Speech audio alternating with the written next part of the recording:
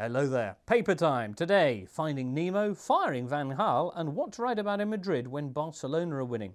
Let's start with the Champions League, the competition wonderfully where getting beaten in no way implies you're not the best. Take Milan, defeated at home by Spurs 3 weeks ago, unable to score in 180 minutes against them, and exiting at Tottenham's hands Wednesday night at White Hart Lane, only to prompt this headline from the Gazzetta dello Sport on Thursday: "The best team went out." "We dominated," said the paper, freshly back from its post-match bath. "These Londoners can't believe they're through to the quarter-finals. Ibrahimovic was a ghost, not an especially scary one, but just imagine if Pippo Inzaghi had been playing. We'd be in the quarter-finals by now." Well, very possibly. Meantime, Arsenal's flight home from Barcelona on Tuesday night was similarly full of what-ifs, although these were largely of the what-if Van Persie hadn't been sent off variety, rather than the what-if Nicholas Bentner was half as good as he thinks he is. A game this, described by all but Arsene Wenger as men against boys, a bit like the Catholic Church in Pennsylvania, so the continent rather less than impressed by Wenger's post-game tirade against referee Massimo Busacco, or Busacco, if you prefer.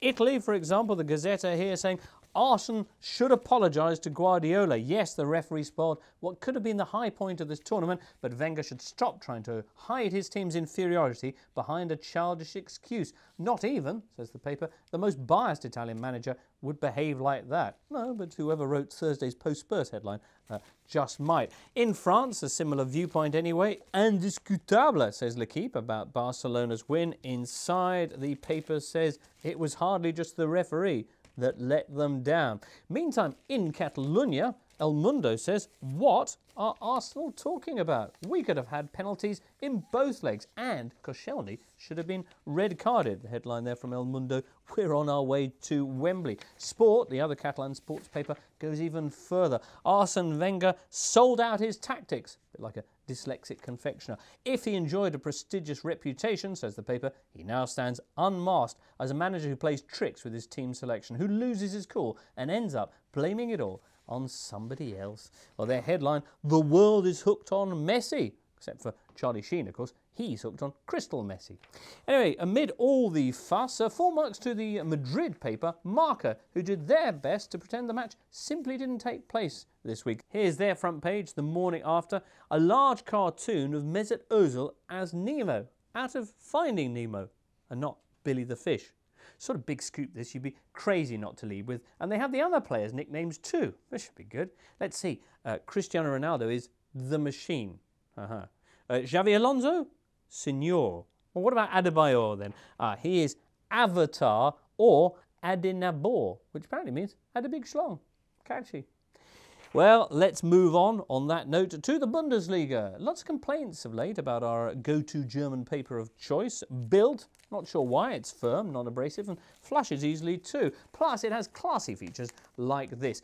International Women's Day, and Bild respectfully marking it with a picture of a girl taking her top off. Well, if that's not liberated, what is? And a list around it of 100 things that women do better than men. Let's see, they've got pack, wear high heels, and have X chromosomes. Struggling a bit by this point. Plus, Simone Lauder here with the German national team beating Brazil. That's something that they do better than the men. Anyway, it's a week of big news in Germany, as you can probably tell, with 2 Bundesliga managers given their notice in the last 7 days ahead of big Champions League matches. The first of them is Felix Magath, whose Schalke side made the quarter-finals of the competition this week with a 3-1 victory over Valencia, but who found out through the press just hours before that game that the club are ditching him at the end of the season because he is, as Bild explains, socially incompetent. It's a bit harsh.